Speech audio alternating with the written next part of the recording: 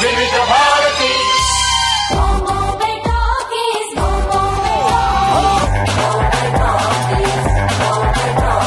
Science, light, sound, camera, action.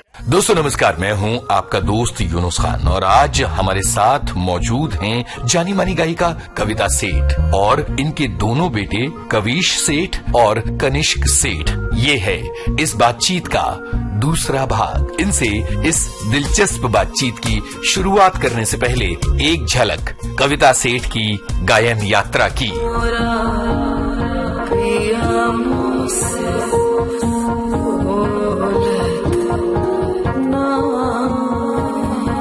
कविता सेठ एक अलग तरह की आवाज, एक गायिका जिन्होंने लोकप्रियता की नई ऊंचाइयां गाने आज के इस बदहवासी से भरे समय में सुकून से जीने की प्रेरणा देते हैं। जीते चल, जीते चल, जीते चल। एक गायिका जिसकी आवाज में मिठास है, सूफी अंदाज है और इसके साथ साथ है बेमिसाल मस्ती।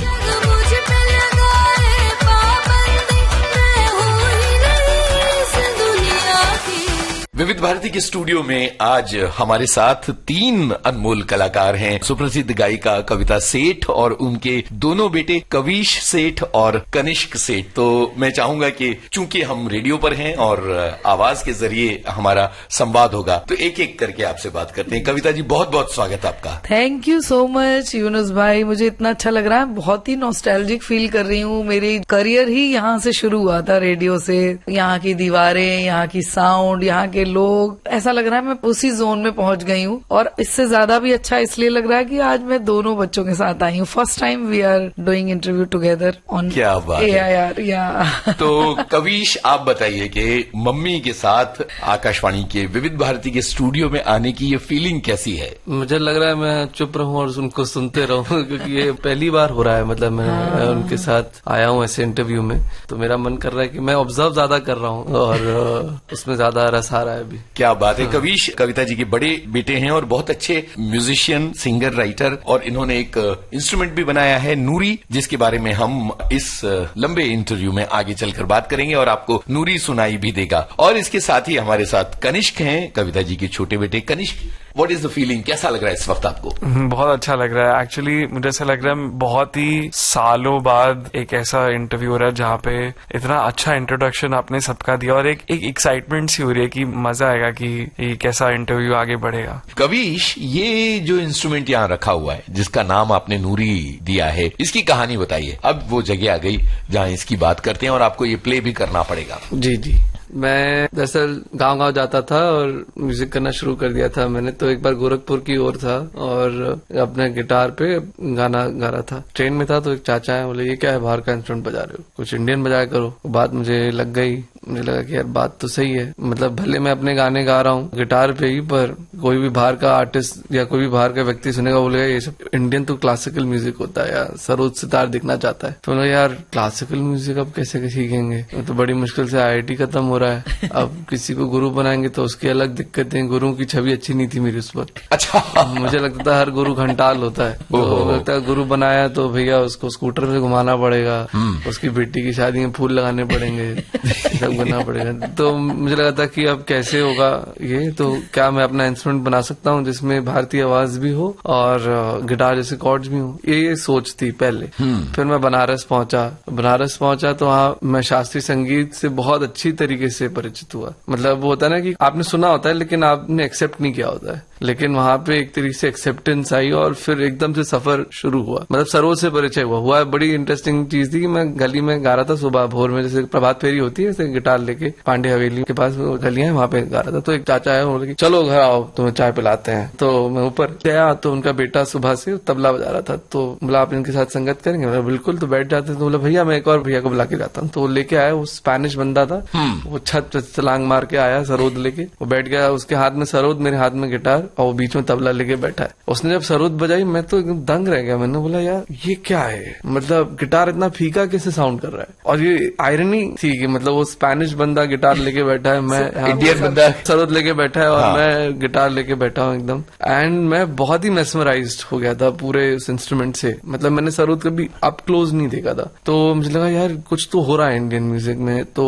फिर शुरू हुआ शोध करना, और फिर क्योंकि मैं बहुत कोलैबोरेशंस कर रहा था, मतलब भले वो लोक कलाकार हों या शास्त्रीय संगीत के कलाकार हों, मेरी इंट्रोडक्शन आप देखिए मतलब एक तरह से गिटार से हुई थी, सॉन्ग राइटिंग कॉलेज में से हर कोई गिटार उठाता है, तो मैं बहुत डिफरेंट स्कूल्स ऑफ म्यूजिक से भी परिचित हो रहा था। तो ऐसे ही एक बार इजराइल में तुर्की आर्टिस्ट से मिला, तो उनसे मुझे टर्किश म्यूजिक के बारे में मालूम चला। तो मैंने कहा यार कि इस इंस्ट्रूमेंट में क्या हर किसी इंस्ट्रूमेंट में हर किसी का म्यूजिक बज सकता है क्या? जैसे गिटार में आप हिंदुस्तानी नहीं बजा सकते हैं क्योंकि श्रुतियां ही गायब है, और सरोद में आप गॉड नहीं बजा सकते, आप अरेबिक नहीं बजाते। हर इंस्ट्रूमेंट उसके स्पेस के म्यूजिक को बजाने के लिए बनाया गया है। बिल्कुल। तो ऐसा कोई इंस्ट्रूमेंट है जो सारी जबान बोल सके एक तरीके से, ताकि फिर नई जबान बन सके। एक तरीके से ये सोच थी, क्योंकि भले आप सितार और गिटार को बिठा दीजिए साथ में, बैठ जाएंगे लेकिन साथ नहीं हो पाएंगे। सितार कैप्चर कर लेगा स्पेस, गिटार एकदम फीका हो जाएगा। बैंड में सितार को जस्ट बाय शेयर एम्पलीफिकेशन से कम कर दोगे तो सितार एक तार बजता वही दिखेगा, सितार की जो पूरी ब्यूटी है वो नहीं बाहर आती है। तो ऐसा क्या हो सकता है जिसमें सब हो सके? तो ये नाम मतलब ये इंस्ट्रूमेंट की कल्पना हुई, और फिर धीरे धीरे उस इंटरैक्शन से बनता जा रहा है। मैं नहीं बोलूंगा बन गया, क्योंकि इंस्ट्रूमेंट को बनने में बहुत वक्त लगता है और बहुत हाथ लगते हैं। तो अभी जितना बना है वो आपके सामने है, और यही कोशिश है कि इस साल और हाथ में भी जाए और लोग भी इसके साथ योग करें, और मजेदार होगा। ये प्रोसेस है एक तरीके से। तो हमको सुनाइए कि नूरी साउंड कैसा करता है। बहुत सारे लोगों को तो पता होगा जी, वो आपके काम से परिचित होंगे। जी जी। ये वाली नूरी, ये 4th मॉडल है नूरी का। अच्छा। तो इसमें मैं जैसे यूजुअली इंट्रोड्यूस कराता हूँ, तो जैसे इसमें कई सारे अंग बज सकते हैं। हाँ हाँ तो इसमें रबाब अंग बज सकता है। हाँ हाँ।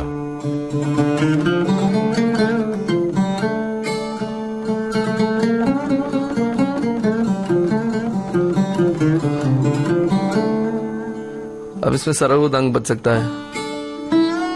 अरे वाह।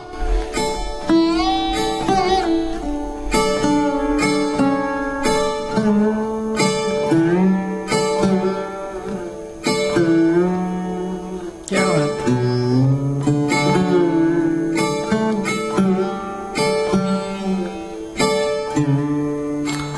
तो ये आप सरोद अंग बजा सकते हैं, आप इसमें कॉर्ड्स बजा सकते हैं जैसे गिटार। क्या बात है।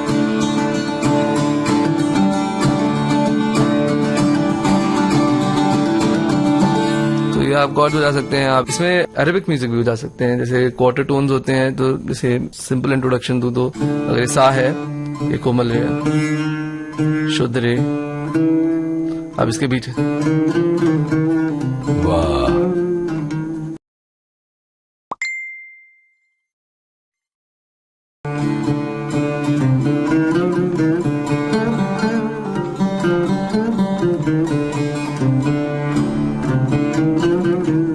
तो ऐसे आप बहुत सारे क्वार्टर टोन्स प्ले कर सकते हैं। तो इसको आप ऐसे भी बजा सकते हैं, इसको लिटा के। तो इसकी जैसे तरफ के तार होते हैं, तो मैंने उनको एक्सपैंड कर दिया ताकि आप इसको स्वर मंडल की तरह बजा सकें। लेकिन सिर्फ स्वर मंडल नहीं है, क्योंकि 3 सेट ऑफ स्ट्रिंग्स हैं। तो आप इसको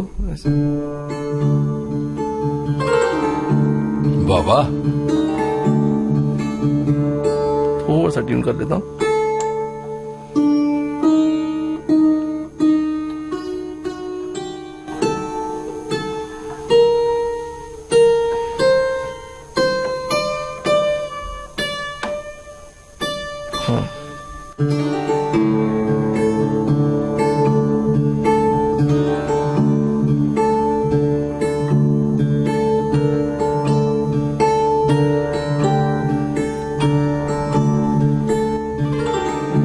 वाह वाह।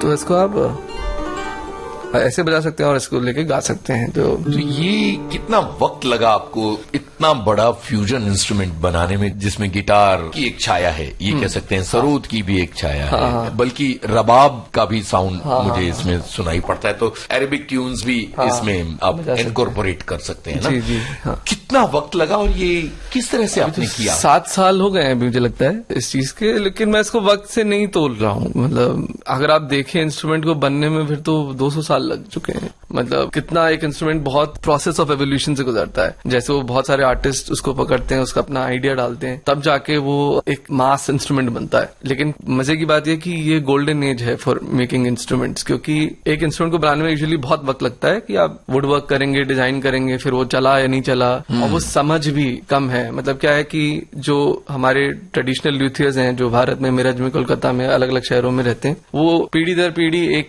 विधा यूज करते हैं इंस्ट्रूमेंट को बनाने के लिए। लेकिन उसमें कुछ नया करने जाएं तो वो बोलेंगे नहीं, गलत है, ये सही नहीं होगा, और उनके पास उतना क्षमता भी नहीं है कि स्कोप नहीं है कि टू इनोवेट। बिल्कुल। और आज के वक्त प्रोसेस की आपने कोई इंस्ट्रूमेंट बनाया, उसमें 2 से 4 महीने लगेंगे, फिर वो अच्छा चला या नहीं चला उसमें अलग वक्त लगा, फिर आप फीडबैक प्रोसेस में आएंगे तो बहुत वक्त लग जाता है। तो इसीलिए वो इनोवेशन बहुत सक्सेसफुल नहीं हो रहा। लेकिन आजकल आप सिमुलेट कर सकते हैं, तो अभी अकूस्टिक सिमुलेशंस कर सकते हैं। तो वो हम IIT कानपुर में थोड़ा बैठ के हमने थोड़ा सा लैब वर्क किया शुरू, वो भी इन प्रोसेस है, वो भी हो जाएगा, और आप पूरी चीज कंप्यूटर में डिजाइन कर सकते हैं। तो वो पूरा करके ये नूरी हमने खुद बनाई है। हमने सारी वुड वर्क करवाया था औरों से। अभी ये खुद हाँ, अपने हाथों ये से मतलब बनाई? हाँ, मेरे प्रोफेसर ने बोला था कि तुझे खुद बनानी पड़ेगी, तब जाके नूरी तुझे पकड़ में आएगी। क्या बात तो है। वो तो है, मतलब जब बना ली है तो फिर बहुत कुछ समझ में आया कि इंस्ट्रूमेंट में होता क्या है और कैसे क्या होता है। वरना लोग बहुत पाक समझते हैं इंस्ट्रूमेंट को, बिल्कुल भी डरते हैं कि इंस्ट्रूमेंट को। अब मटेरियल से रिश्ता हो गया है। बिल्कुल। अब हम एक अलग तरह की फरमाइश करेंगे। हम चाहेंगे कि नूरी बजाई जाए और आप सब गाएं।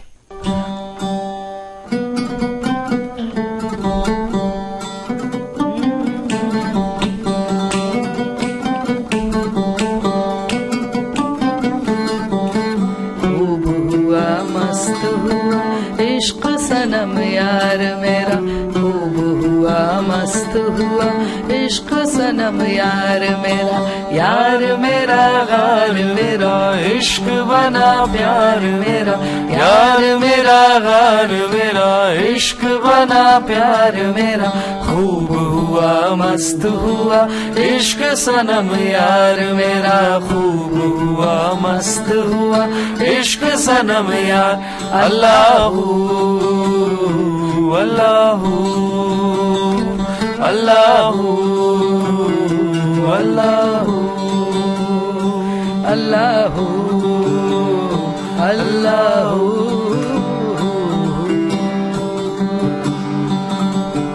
अंतरा भी गा दो। तुझ पे फिदा सांस मेरी, आस मेरी, रूह मेरी,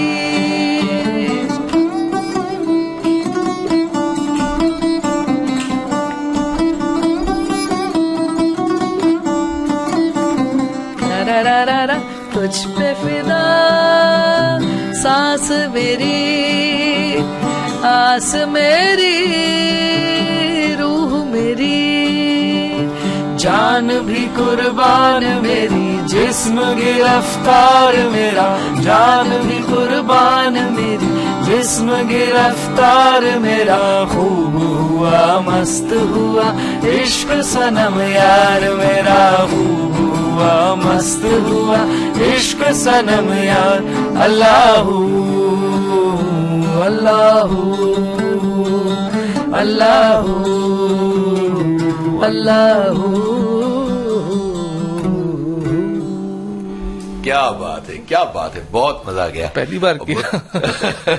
बहुत बढ़िया। अच्छा कविता जी, आपका सफर चलता चला जा रहा था और फिल्म फेयर अवार्ड हासिल हो गया था, शोहरत बढ़ती चली जा रही थी, और इसके बीच में यूं हुआ कि एक फिल्म आई कॉकटेल। इसकी बात करते हैं। कॉकटेल फिल्म का जो गीत था वो इरशाद कामिल जी ने लिखा है और प्रीतम दा का म्यूजिक। जब वो मेरे पास आया गाना तो मैंने बस यही बोला, मैंने कहा पहले आप लिरिक्स भेज दो, अच्छा होगा तो मैं गाऊंगी। तो लिरिक्स तो मुझे बहुत अच्छा लगा कि उसमें जो वो लाइन है जो मेरी फेवरेट है कि मैं हूं ही नहीं इस दुनिया की, मैंने कहा कि ये तो मेरे क्या लिए प्यारी लाइन है, क्या। और बहुत सुंदर। इरशाद भाई जिस तरह से लिखते हैं तो वो काफी रूहानी उनका अंदाज जब मुझे हो जाता है। लिरिक्स पसंद आ गए देन फिर मैंने नहीं पूछा कि कौन सा प्रोडक्शन हाउस है, कौन एक्टर एक्ट्रेसेस पे फिल्माया जाए, कुछ नहीं। गाना अच्छा तो मतलब वो बाद में पता लगा कि क्लब सॉन्ग। मैं जब गा रही थी मेरा बस वही एक कनेक्शन उस ऊपर वाले के साथ, वो ही फील करके मैंने गाया। शायद वही एक जो उसके अंदर एक जो खिंचाव या करिश्मेटिक जो एक कनेक्शन लोगों को फील होता है, वो सबसे बड़ी उसकी चीज है कि वो गाना भी ऐसे है कि सारे जिम्स में, सारे क्लब्स में अभी तक बजता ही बजता है वो गाना। बहुत चलता है। बहुत और चलता है। यहाँ कनिष्क, ये जो गाना है उसका एक रंग जो है वो रूहानी रंग है, लेकिन उसको जो ट्रीटमेंट दिया गया है, उसका जो प्रोडक्शन है वो बहुत मॉडर्न है। आप क्या कहेंगे इसके बारे में? मैं पता है क्या होता है मेरे साथ, अक्सर जब भी मैं कभी ऐसे कोई पार्टी के लिए बुला रहा है या कहीं पे भी हो रहा है या wherever there is like a DJ playing, ये गाना बजता ही है। तो अब काफी सालों से मैं क्या करता हूँ, क्योंकि अक्सर मैं अपने दोस्तों के साथ रहता हूँ, मैं सबसे पहले चिल्लाता हूँ मैं मम्मी क्योंकि बाकी सारे गाने तो काफी दे वेरी मेलोडियस, तो वो सारे गाने नहीं बजते हैं। सो इट्स आइदर रंगी सारी और तुम्ही, बट तुम्ही बंधु इज लाइक फॉर श्योर, मतलब वो बजता ही है, उसकी बिल्कुल पक्की जगह है। हाँ, आई थिंक वो मतलब it's a very cool thing जो हुआ है उस वक्त। हम भी सरप्राइज थे कि मैंने बताया नहीं था जब गाना रिकॉर्ड हुआ, मैं घर पे आके बताया ही नहीं था कविश कनिष्क को। और जब गाना रिलीज हुआ है उसमें नाम आने लगा कि उसके पीछे एक और स्टोरी मजेदार ये है कि विशाल ददलानी जी बता रहे थे जो एक फिल्म डायरेक्टर हैं, वो बोले कि मुझे वो सिद्धार्थ आनंद, हाँ सिद्धार्थ आनंद, तो वो बोल रहे थे कि जिन्होंने तुम्हें बंधु गाया मुझे वो सिंगर चाहिए। तो बोले चेक कर लेते हैं कि बोले कि वो कविता सेठ नाम लिखा, बोले वो गाती नहीं है इस टाइप के गाने।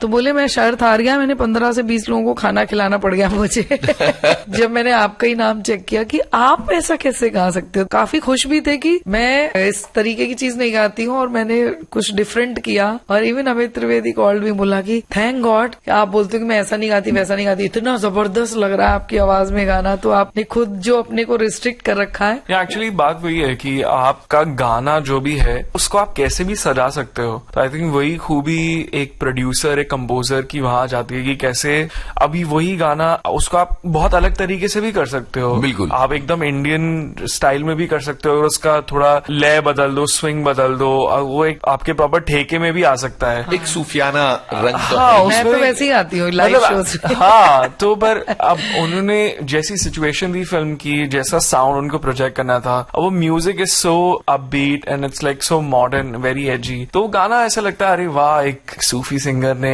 वैसा किया है। I feel like it's just very beautiful that this whole collaboration could happen and they thought of her to sing this song. I mean credit goes to everybody. Neeraj Shridhar से मैं मिली थी तो बोलते हैं कविता जी पूरा गाना आप खा गई, मैं तो कोरस ही गाता रहता हूँ। कविता जी ये गाना आपको गाना पड़ेगा हमारे लिए।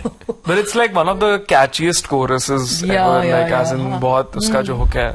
यारा तेरे सदके इश्क सिखा मैं तो आई जग तज के, इश्क सिखा मैं तो यारा तेरे सदके, इश्क सिखा मैं तो आई जग तज के, इश्क सिखा जब यार करे परवाह मेरी, मुझे क्या परवाह इस दुनिया की, जग मुझ पे लगाए पाबंदी, मैं हूँ ही नहीं इस दुनिया की, तुम्ही दिन चढ़े तुम्ही दिन ढले, तुम्ही हो बंधु सखा, तुम्ही दिन चढ़े तुम्ही दिन ढले, तुम्ही हो बंधु सखा, तुम्ही every time every minute of the day, तुम्ही हो बंधु सखा तुम। बिल्कुल अलग अलग शायरों को गाती हैं, कभी बशीर बद्र को गाती हैं, कभी अमृता जी को गाती हैं, कभी वसीम बरेलवी को गाती हैं, कभी सूफियाना गाती हैं। ये सीरीज क्यों शुरू की आपने? ये सीरीज पता है इसलिए शायद शुरू हुई कि मैं बहुत छटपटा रही थी आफ्टर एक तारा तुम ये बंधु, कि मैंने कहा मेरा जो पोटेंशियल है मैं वो शो ही नहीं कर पा रही हूँ अपनी ऑडियंस के साथ। मतलब कहीं भी जाओ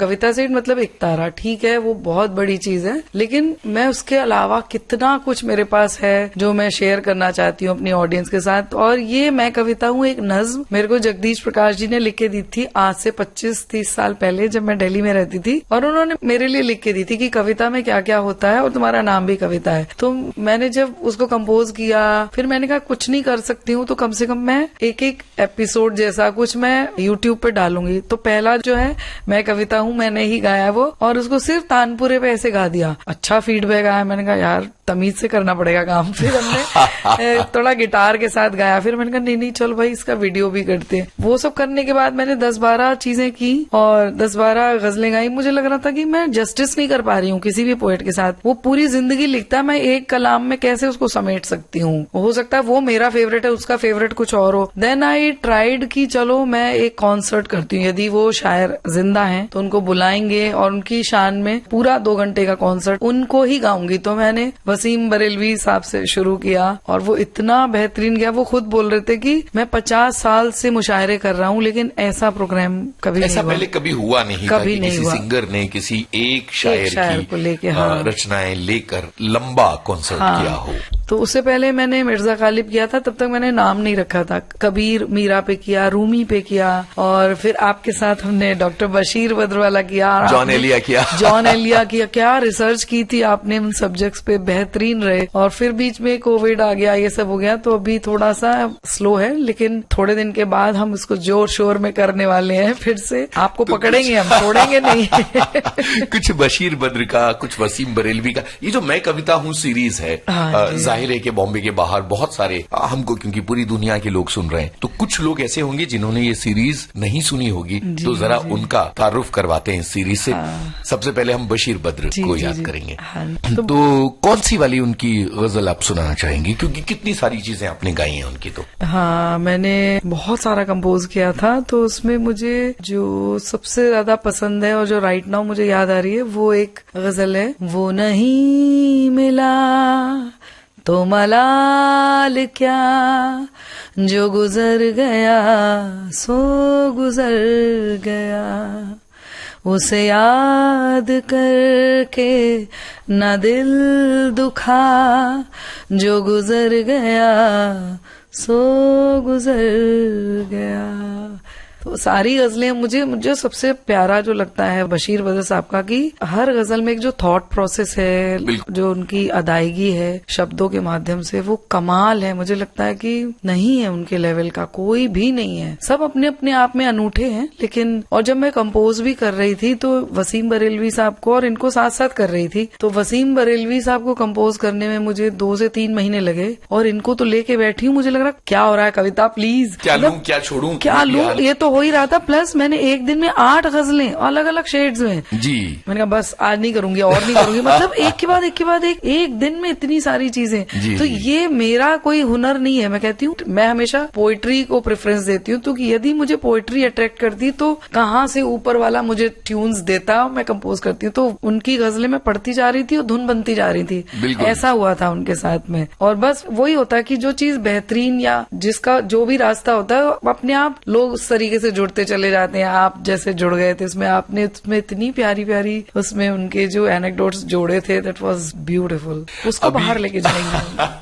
अभी वसीम बरेलवी का कुछ सुनाइए। वसीम बरेलवी की भी गजलें कमाल है, कमाल है। बल्कि मैं उनकी अभी एक नज्म, मैंने मुद्दत से कोई ख्वाब नहीं देखा, उसका हमने वीडियो किया है और कनिष्क ने उसको एक अलग ही रंग में प्रोड्यूस किया है, जो मैं सोच भी नहीं सकती थी। मैं तो उसको एडलिप पे गाती थी बिना रिदम के सब कुछ। तो जब इसने मेरे को उसको मीटर में बांधा तो पहले तो मैंने कहा मैं नहीं गाऊंगी, मुझे समझ में नहीं आ रहा है ये। लेकिन जिस तरीके से उसको डिजाइन किया, जिस तरीके से उसको जैज और पता नहीं क्या क्या रंग भर दिए उसमें, इतना खूबसूरत बना है वो गाना भी, और बहुत सुंदर है उनकी सारी चीजें। तो मैं 2 लाइन मैंने मुद्दत की सुना देती हूँ। बिल्कुल। ये हमारा 15 जनवरी को ये गाना रिलीज हो रहा है। मैंने मुद्दत से कोई ख्वाब नहीं देखा है, मैंने मुद्दत से कोई ख्वाब नहीं देखा है, रात खिलने का गुलाबों से महक आने का, उसकी बूंदों में सूरज के समा जाने का, चांद सी मिट्टी के जर्रों में समा जाने का, शहर से दूर किसी गांव में खो जाने का, मैंने मुद्दत से कोई ख्वाब नहीं देखा है। वाह वाह वाह। इसके अलावा आपने जॉन एलिया, अमृता प्रीतम, दीप्ति मिश्रा, किन किन को तो नहीं गाया है? बहुत सारी, और अभी बहुत लंबी लिस्ट है, तो समझ में नहीं आ रहा है कि हम क्या करें, क्या छोड़ें, किसको पकड़ें। It's a huge. Jaun Elia का कुछ सुनाइए। जॉन एलिया की बेकरारी सी बेकरारी है, तो मैंने किसी की नहीं सुनी थी। मेहंदी हसन खान साहब ने भी गाई है, बहुत लोगों ने गाई है जी। और मेरी बिल्कुल ही अलग है, और उसको भी कनिष्क ने पूरा जैज स्टाइल में प्रोड्यूस किया है। उसकी 2 लाइन सुनाती हूँ आपको। बेकरारी सी बेकरारी है, बेकरारी सी बेकरारी है, वस्ल है और फिराक तारी है, बेकरारी सी बेकरारी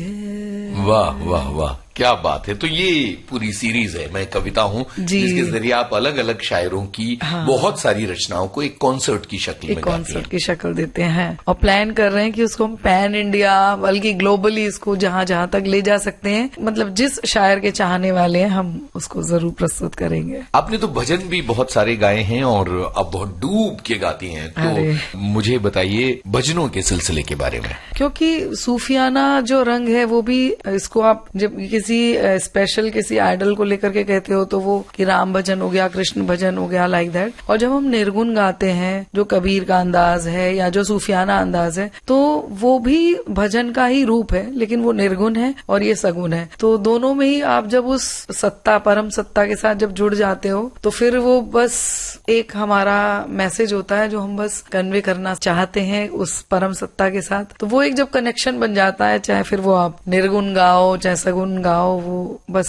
उसके लिए वो कनेक्शन और वो डूबना, ये जो डूबा सो पार। तो बस, क्या बात। तो हमारे लिए किसी भजन की कुछ पंक्तियां गुनगुनाइए हमारे सुनने वालों के लिए। जरूर जरूर। मैंने अभी रिसेंटली एक भजन रिलीज किया था, उसकी मुझे बहुत पसंद है लिरिक्स। हरि का भजन बस हरि के लिए हो, हरि का भजन बस हरि के लिए हो, हरि का भजन बस हरि के लिए हो, हरि का भजन बस हरि के लिए हो, हरि का भजन बस हरि के लिए हो, हरि हरि हरि हरि हरि हरि बोल, हरि हरि हरि हरि हरि हरि बोल। इस तरीके से। क्या बात है, क्या बात है। अच्छा, इतनी सारी बातें हमने। एक चीज और मैं मेंशन करना चाहूंगी, सॉरी। जैसे मैंने ये भजन गाया है, मैंने अभी भागवत गीता 108 चौपाइयों में मैंने अभी रिकॉर्ड की है, कंपोज भी मैंने किया है। अरे वाह। हाँ, तो उसको एक शायर है सूरज उज्जैनी जी, जो उज्जैन के ही हैं, तो उन्होंने मुझे भेजी थी। मुझे इतनी अच्छी लगी कि इतने सरल शब्दों में कुछ है नहीं भागवत गीता के बारे में, तो मैंने उसको जस्ट रिकॉर्ड किया। बहुत सरल, जैसे कि लोग अपने घर में पढ़ते हैं ना चालीसा वगैरह, मैंने बहुत सिंपल रखा है, कोई अदाकारी नहीं है, सिंपल सा। और हम उसको बहुत जल्दी रिलीज करने वाले हैं। भागवत गीता शतक है उसका नाम है, भागवत गीता शतक। तो 100 और 108 चौपाइयों में मैंने इसको रिकॉर्ड बढ़िया है, इसका भी हमें इंतजार रहेगा। तो जहाँ एक तरफ हमने नॉन फिल्म की बातें की, सारी फिल्मी म्यूजिक की बातें की, एक गाना जो अक्सर खूब सुनाई देता है और कोरोना टाइम्स में भी बहुत सारा सुनाई दिया, वो है जीते हैं चल। जी जी जी। क्योंकि वो बहुत पॉजिटिविटी लेकर आता है, जीवन की ऊर्जा लेकर आता है। और सबसे बड़ी बात यह है कि वो ओम त्र्यंबक यहाँ से शुरू होता है, तो उसका एक अलग असर है। इस गाने के बारे में बताइए, किस तरह से आया था और इसके पीछे क्या कहानी है? राम मधवानी जी जो डायरेक्टर थे नीरजा फिल्म के, तो उनके साथ मैंने काफी एड्स वगैरह में काम किया था। तो मैंने कहा कि एक आपके लिए मुझे अच्छा गाना करना है, तो बोले हाँ मैं कोई फिल्म करूंगा तो आपको जरूर जरूर मौका दूंगा। तो ये फिल्म जब नीरजा का नंबर आया, और तो विशाल खुराना नए एक अपकमिंग म्यूजिक डायरेक्टर थे उस वक्त, अब तो एस्टेब्लिश हैं, वो बहुत अच्छा काम कर रहे हैं। वो आए बाकायदा हारमोनियम लेकर के मुझे घर पे आके अच्छे से सिखाया। और जब मैं ये गाना रिकॉर्ड कर रही थी जीते हैं चल, तो प्रसून जोशी जी ने लिखा है इसको, तो Ram Advani was also there in the studio. और किस तरीके से वो सिखाते हैं, हमें भी नहीं पता होता कि हम क्या क्या कर सकते हैं, वो हमारे अंदर से जो हमारा बेस्ट होता है वो जैसे निकालते हैं। मैं कहती हूँ वो चीज मैंने राम अदवानी सर से सीखी, मीरा नायर से सीखी जब मैंने सुइटेबल बॉय किया। तो इन लोगों का नाम जो इतना बड़े लेवल पर और इतनी रिस्पेक्ट के साथ लिया जाता है, तो वाकई ये लोग कमाल के आर्टिस्ट हैं, कमाल के डायरेक्टर्स हैं। इनको आपके अंदर से आपका जो बेस्ट है वो निकालना आता है। तो जब ये गाना कर रही थी जीते हैं चल, तो ये भी जैसे स्टार्टिंग में उन्होंने ओम त्र्यंबकम यजामहे महामृत्युंजय जो मंत्र है विशाल ने बच्चों से गवाया। हाँ, तो वो एक अलग साउंड आता है, बहुत सुंदर। 6-7 साल के बच्चों से उसने पूरा वो कोरस में रिकॉर्ड कराया है। देन फिर मेरा गाना की कहता है पल खुद से निकल जीते हैं चल, तो मतलब गुनगुनाइए ना प्लीज। बहुत सुंदर। हाँ, मैं सुनाती हूँ, मुझे इतनी पसंद। और वाकई कोविड में तो मतलब every day I was singing that song for any channel, for any radio, यही चल रहा था। और वाकई खुद भी कभी जब लो फील करते हो तो लगता है उसको गुनगुना लो, तो थोड़ा सा ऐसा लगता है नहीं भाई हो जाएगा, ये समय भी निकल जाएगा, अच्छा समय आएगा। ये बिल्कुल ऐसा ही है ये गाना। बहुत बड़ी प्रेरणा मिली इस गीत से। सुनाती हूँ। कहता ये पल खुद से निकल जीते हैं चल, जीते हैं चल, जीते हैं चल, जीते हैं चल। गम मुसाफिर था जाने दे, धूप आंगन में आने दे, जीते हैं चल, जीते हैं चल, जीते हैं चल, जीते हैं चल। बहुत सारी बातें हो गई। अब दोनों बेटों की भी बात कर ली जाए, क्योंकि यहाँ कविता जी के साथ कविश और कनिष्क बैठे हैं और नूरी की बात हमने की। एक सवाल रह गया, फिर आगे एक बहुत जरूरी सवाल, उससे भी जरूरी। ये नूरी नाम क्यों आया है और कैसे आया है? नूरी के 2 वजह हैं। एक तो मतलब नूरी का अर्थ है रोशनी, इसने मुझे आगे का नूर से नूरी। हाँ, तो उसने मुझे आगे का रास्ता दिखाया। दूसरा, मैं जिससे प्रेम करता था उसको मैं प्यार से नूरी बुलाता था, तो फिर था मतलब वो अब साथ में नहीं है, तो लेकिन नूरी है साथ में। उसके 4 बच्चे हो चुके हैं, मेरे पास भी 4 नूरियां हैं। बात है। ओके, तो आपने उसको मतलब अपने उस टूटे हुए प्रेम को अपने इंस्ट्रूमेंट का नाम दिया। मतलब आर्टिस्ट वही करता है, कुछ भी उसके साथ बुरा या कुछ ऐसा होता है तो वो अपनी एनर्जी को जो पॉजिटिवली चैनलाइज करता है, दैट इज द ब्यूटी। उसी में से कुछ आर्ट निकलती है। अच्छा, अब कविश और कनिष्क आपने जो ये कोक स्टूडियो के लिए कोलैब किया था और नूरी वहां नजर आया और चारों तरफ उसकी चर्चा हुई, स्वानंद किरकिरे और श्रेया घोषाल वाला गाना, उसके बारे में आप दोनों बात कीजिए। कनिष्क पहले बताएंगे। तो I think last year he around December January Ankur Tiwari music supervise कर रहे थे पूरा कोक स्टूडियो भारत। तो उनका बेसिकली इंटरेस्ट था कि मैं ये गाने को प्रोड्यूस करूं। तो उनका वही था कि उनको एक गाना बनाना था फॉर एंजाइटी पर, एक गाना बनाना ही था। उनको लग रहा था कि बहुत जरूरी गाना है हम सब के लिए। तो स्वानंद जी ने एक्चुअली बहुत पहले ही लिख रखा था ये गाना और उन्होंने सुनाया था, सबको बहुत पसंद आया and Shreya ji was the obvious choice for this song. तो फिर मैं पिक्चर में बहुत लेट आया हूँ एज अ प्रोड्यूसर, तो फिर वक्त लगा इसको बनाने में। एंड जब मैं प्रोड्यूस कर रहा था तो मुझे वही लग रहा था कि बहुत ही अच्छा प्लेटफॉर्म है to bring in the best and also something new on this, क्योंकि हम सब कोक स्टूडियो की लेगेसी इतनी बड़ी है, मतलब इतने सालों से कोक स्टूडियो पाकिस्तान से वो चलता, वहीं से शुरू हुआ एक तरीके से, और हम सब लोग सुनते हुए आ रहे हैं लाइव म्यूजिक और मतलब कुछ ना कुछ फ्यूजन की एक धारा। हाँ, और अगर कोक स्टूडियो भारत में वापस ये रिवाइव हो रहा है, क्या नया कुछ कर सकते हैं। एक तरीके से यही था कि घर में ही है बैठे हुए तो क्यों ना नूरी को भी रिकॉर्ड किया जाए। और मुझे एक्चुअली बहुत अच्छी चीज ये लगती है नूरी की कि it's like a sweet spot between sarod and a guitar. बिल्कुल। एक बहुत ही मतलब वो एक है, उसकी एक सॉफ्टनेस है जो उस गाने के साथ भी बहुत अच्छी तरीके से ब्लेंड हो रहा था। मतलब काफी बार तो ऐसा ही हो रहा था कि हाँ वो गाना शुरू में चल रहा है, गा रही हैं, जैसे ही ये पार्ट आता है तो ऐसा लगता है कि अरे यही पार्ट को आप काफी बार सुनो। तो बिल्कुल बिल्कुल। हमने एक्चुअली बहुत से ऐसे वर्जन्स बनाए थे जहाँ पे पहले गाना सिर्फ मतलब एक तरीके से नूरी को भी शोकेस कर रहा था कि पहले जैसे अभी वो लिटा के बजा रहे थे वो पार्ट से पहले शुरू हो रहा था, फिर वो सरोद अंग आ रहा था, फिर एंड में भी आई थिंक वापस उसी स्टाइल में लिटा के बजाने का स्टाइल था। पर ऑफ कोर्स वो वर्जन्स और इम्प्रोवाइज हुए स्टार्टिंग में, फिर स्वानंद जी का पार्ट आता है। बट हाँ काफी मजा आया था उसको प्रोड्यूस करने में। अब कविश बताएंगे। मुझे तो बहुत ही मतलब जो होता है ना कि आप करके चले जाते हैं तो मैं तो रिकॉर्ड कनिष्ठ ने बोला कि इस पे कुछ बजाओ, तो मैंने धुन 2-3 टेक्स में बनाई और फिर बजा दी और फिर खुदा जाने क्या होना था।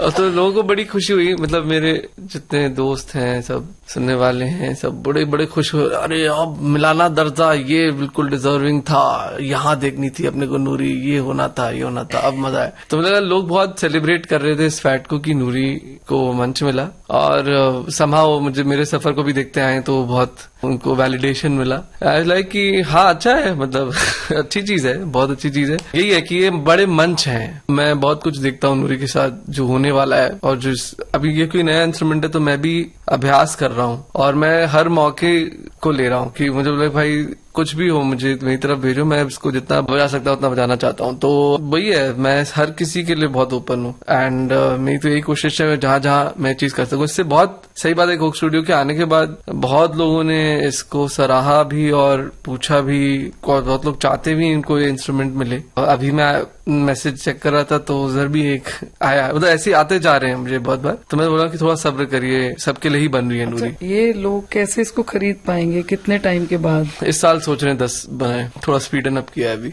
अच्छा। हाँ इस साल सोचा है कि 10 नूरी बनाए। पहले सोचा था कि 1-2 साल रिसर्च चलेगी फिर किया जाएगा, लेकिन बहुत लोगों ने बोला रिसर्च चलती रहेगी, ये आनंद सब लोगों को उठाने दे। अच्छा, अब जिस गाने की हम बात कर रहे हैं, अब जाहिर है कि श्रेया और स्वानंद तो नहीं है, तो अब आपको काम करना पड़ेगा उनकी जगह, ये गाना करना पड़ेगा। अच्छा रेमन।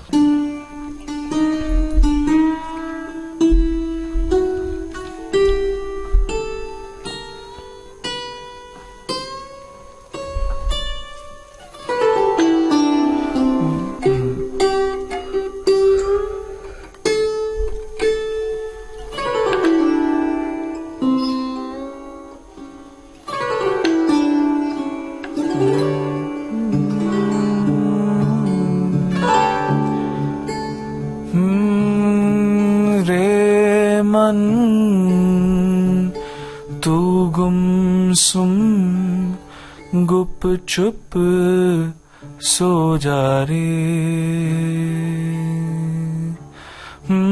रे मन तू गुमसुम गुप चुप सो जा रे। ख्यालों से न डर कल की छोड़ दे फिकर, ख्यालों से न डर कल की छोड़ दे फिकर, आज नींद के अंधेरों में खो जा रे, रे मन तू गुमसुम गुप चुप सो जा रे।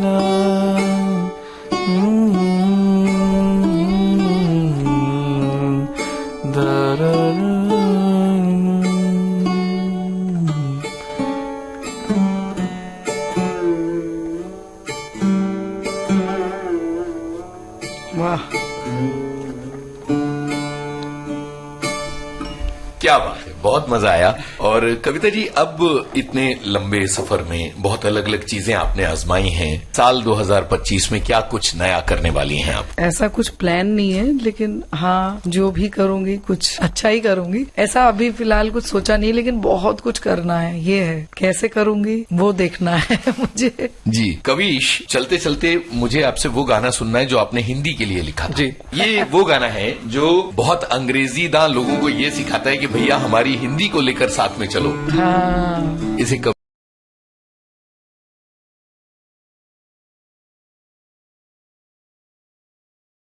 मैं चला गया, मैंने बोला कि चलो भाई सीखते हैं कि कैसे स्टार्टअप्स चलते हैं, कब तक सड़कों पे गाएंगे बजाएंगे। तो मैं जब Q&A सेशन शुरू हुआ, मैं क्यू में लग गया। मुझसे पहले किसी ने हिंदी में सवाल कर लिया। अब हिंदी में क्या सवाल कर लिया, चलो पीछे मुड़ के देखिए कौन है हिंदी में बात कर रहा है। तो मुझे बहुत चोट लगी। मुझे लगा यार मैं अगला सवाल भी हिंदी में करने वाला था, लेकिन यहाँ ऐसा व्यवहार होगा, तो फिर मैं चला गया। और मुझे चोट इसलिए लगी क्योंकि सब मोस्टली मेरे ही बैचमेट्स थे या सीनियर्स थे। मैंने इनको देखा, मैंने कॉलेज में कैसे बात करते थे, और यहाँ पे एकदम रंग कैसे बदल गया, अंग्रेजी वाले हो गए। हाँ, ये क्या हो गया, कॉर्पोरेट हो गए सब लोग।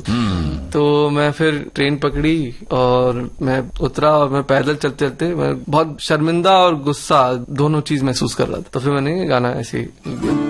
तभी मैं ऐसे ही सुना रहा हूँ। न जाने कब से अंग्रेजी भूत सवार है, न जाने कब से अंग्रेजी भूत सवार है। आ हिंदी बोले तो बोले के गवार है, आ हिंदी बोले तो बोले के गवार है। न जाने कब से अंग्रेजी भूत सवार है, न जाने कब से अंग्रेजी भूत सवार है। आ हिंदी बोले तो बोले के गवार है, आ हिंदी बोले तो बोले के गवार है। जुबां से आज भी देखो तो ये गुलाम है, जुबां से आज भी देखो तो ये गुलाम है, सुबह से आज भी देखो तो ये गुलाम है। आ फिर भी घूमे बने राजा सरे आम है, आ फिर भी घूमे बने राजा सरे आम है। जताते ऐसे अंग्रेजी कोई सुनार है, जताते ऐसे अंग्रेजी कोई सुनार है, जताते ऐसे अंग्रेजी कोई सुनार है। हाँ काम आए तो भैया बस लोहार है, हाँ काम आए तो भैया बस लोहार है।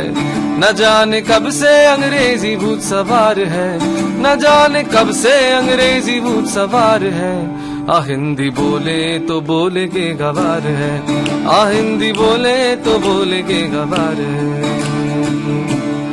छोरी से अंग्रेजी में जो लड़खड़ात है, प्रेमी से अंग्रेजी में जो लड़खड़ात है, प्रेमी से अंग्रेजी में जो लड़खड़ात है। तुहार प्यार की न कौनो औकात है, तुहार प्यार की न कौनो औकात है। कुंवारा आंगन में बिलायती लगात है, कुंवारा आंगन में बिलायती लगात है, कुंवारा आंगन में बिलायती लगात है। हाँ फिर भी फूटे बेटा पानी तो हमार है, हाँ फिर भी फूटे बेटा पानी तो हमार है। न जाने कब से अंग्रेजी भूत सवार है, न जाने कब से अंग्रेजी भूत सवार है। हिंदी बोले तो बोले के गवार है, हाँ हिंदी बोले तो बोले के गवार है, हाँ हिंदी बोले तो बोले के गवार है, हाँ हिंदी बोले तो बोले के गवार है। क्या बात है, क्या बात है। और ये गाना ये कहता है कि हम सभी हिंदी वाले लोग हैं, हम हिंदी बोलते हुए जरा भी शर्मिंदगी महसूस ना करें। कनिष्क, चलते चलते आपसे सुनना चाहेंगे जख्म पुराना। अरे जख्म पुराना। पत्थर वर्गी रात सितारा कोई कोई, हिजर दी सोनी अखा देखी चन रोया। ठंडी ठंडी हवा बखेड़ा पा बैठी, तेरी गल्ला सोच के दिल पागल होया। याद दी फुलकारी ओड़ी दिन डूबिया, हौले हौले जख्म पुराना फिर खुलिया, हौले हौले जख्म पुराना फिर खुलिया। टीस भी छोड़े वाली दिल नू चीर गई,